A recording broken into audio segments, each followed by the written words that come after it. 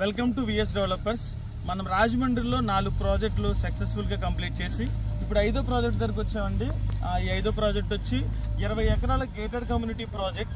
ఇందులో వచ్చి మనం open sites, independent houses, villas, దాంతోపాటుగా మనం కమర్షియల్ స్పేసెస్ కూడా ప్రొవైడ్ చేస్తున్నాం.